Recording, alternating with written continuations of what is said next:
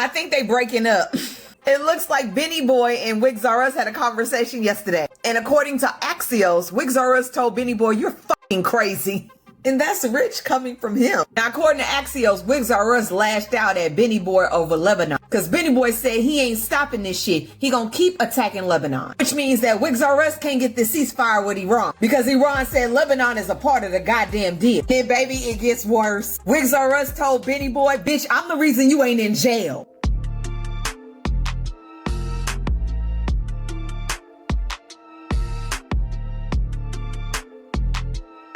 Greetings, my BPPN family. Welcome to Bold Perspectives Network. I'm Mr. Red. We have a couple more clips that's going to show that Trump and Netanyahu aren't the best friends anymore. They are starting to come to a situation in which they are hindering each other from doing what it is that they want to do. And all of this is going to stop Trump from being able to come to some quick negotiation with Iran because they're opposing each other. I want you to remember, I believe it was last week sometimes, that Trump accused Iran of holding back negotiations so that he would lose the midterms. But what I need for you to do right now is to make sure that you go ahead and like and share this video as you all have been doing. We have much to discuss. Let's strap in. Let's get after it. It is currently about 8:15 p.m. East Coast time on Monday, June 1st, 2026, as I am making this video. And we have bombshell breaking news. There is no other way to describe this. On the phone today with Bibi Netanyahu, Donald Trump learned that Netanyahu planned to continue to bomb and commit genocide in Lebanon. He said he wasn't going to back down. And according to those in the room, because Donald Trump said this on record in front of staff, people who worked in the White House, and then that was later confirmed with Axios, the reporting outlet, that he said to Bibi Netanyahu, quote, "You are fucking crazy." And then again, on the record in front of his staff, explained to Bibi Netanyahu how he would be in prison if it wasn't for him protecting him from getting arrested by the International Criminal Court. Because since 2024, there has been an active warrant from the International Criminal Court for Bibi Netanyahu's arrest regarding war crimes, crimes against humanity, and genocide. Now, this is crazy. This is crazy that Donald Trump is actually standing up to Netanyahu. And I believe that the reason why Trump is quote unquote standing up to Netanyahu, I don't really consider this standing up to him, but the reason why Trump is starting to stand up to Netanyahu is because Trump has his own problems. He unless he gets some help from, Elon again, the Congress and the Senate are there's a strong chance that they're going to go over to Democrats. And if that happens, that's going to open up a lot of investigations. And the investigations, nothing's going to happen with those investigations. But the point is, Trump will be exposed. The investigation power of the Congress will put all to light the things that Trump has been doing since he's been in power. So he really needs to get this deal done, or he actually has, no chance of saving himself. Because again, if the stuff that comes out about Trump comes out, I believe that you're gonna get even more people from MAGA to really wake up to what's going on. But I think it's interesting that the net man wants to continue to do the atrocities that he's doing over there in Lebanon. The Lebanese people have done nothing to this man, and he had this plan, along with, his cult and sect of people that want to expand out It's Not Real's influence in that region. Come hell or high water. He doesn't really care. So Trump bringing up the fact that he's keeping the net man out of jail, that's interesting to me. It's interesting that if he was doing that, there was a reason. And again, it's because they both benefited from each other. And now that relationship is dissolving. Wait till you hear this next reporting on why Netanyahu is frustrated with Trump. According to new reports, Netanyahu is raging at Trump behind the scenes and even wishes that Barack Obama or Joe Biden was back in office. Netanyahu privately views the U.S. Iran negotiations as an unmitigated catastrophe and lays the blame directly at Donald Trump's feet, according to a senior political source. One of Netanyahu's close associates said this time the prime minister's hands are tied. He is completely paralyzed and knows that he will not be able to do anything, even if the agreement signed between the U.S. and Iran remains the disaster he has defined it as. The insider even said that Netanyahu's despair is so deep that he wishes Joe Biden or even Obama was back in office. Remember, he famously clashed with Obama. The agreement between the U.S. and Iran has caused speculation in Israel that Netanyahu may be forced to step aside to dodge an electoral wipeout and avoid a possible prison sentence that could result from a long-running corruption case that he's been dodging. And when Trump unexpectedly demanded that several Arab and Muslim nations normalize relations with Israel and sign the Abraham Accords, that just added to Netanyahu's anger. Netanyahu's government has remained silent on this, viewing the tactic as an unworkable, desperate bid by Donald Trump to squeeze out a quick victory. Now, I want you to think about how bad it is for Netanyahu that he would rather see Joe Biden or Barack Obama back in office is because he can't do anything with Trump anymore. Trump and himself are both looking down the barrel of a proverbial gun. And because of that, this is deadlocked. You got to think about it. Netanyahu can't do the things that he wants to do because it would require him to cease all activities that he's doing. And you got to believe that this war was started because he saw an opportunity to try to, advance their agenda of basically cleansing the land and spreading out.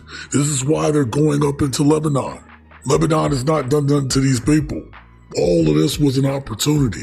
But you got to understand that this is becoming so bad, so toxic. There is no getting out of this unscathed for Netanyahu.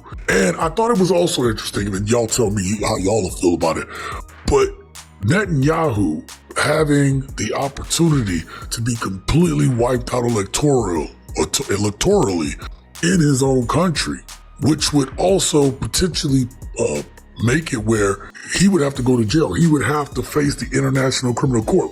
We talked about it here on this channel about the ICC. Make sure you go and look at that video to see about the ICC and dealing with the Netman, because we talked about it here. I wonder, is Net worried about this deal? Trump making a deal such that it would not protect Netanyahu.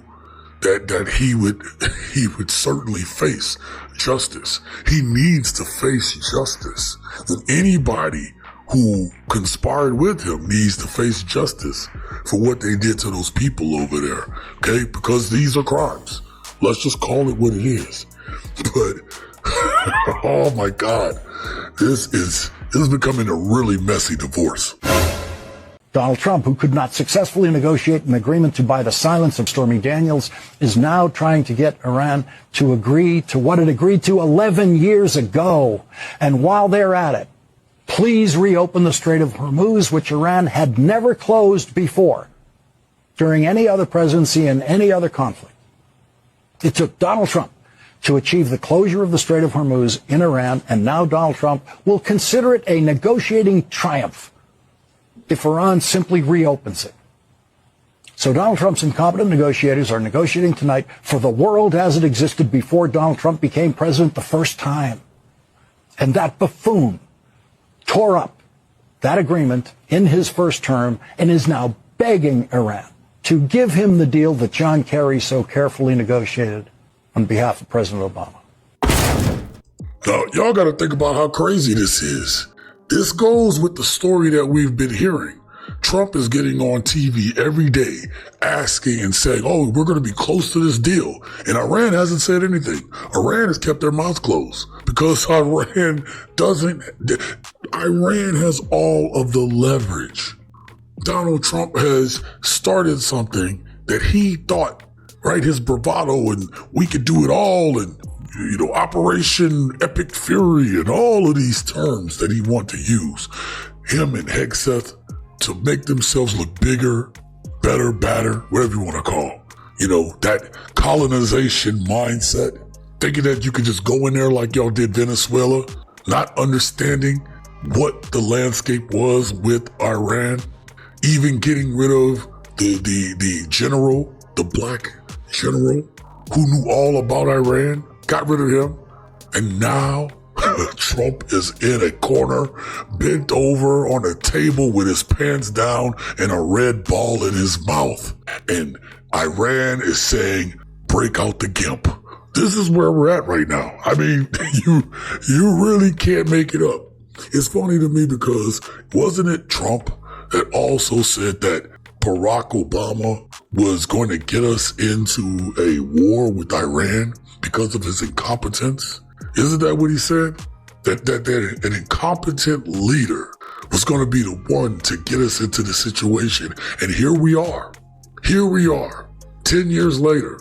Didn't take him long. He tore it up in his first term, and here we are now. When are people going to learn that this man was never a leader? He's not even a good businessman. And all of us on the left, independents like myself, we knew this. As black people, we know when people are being shysty and shady with us.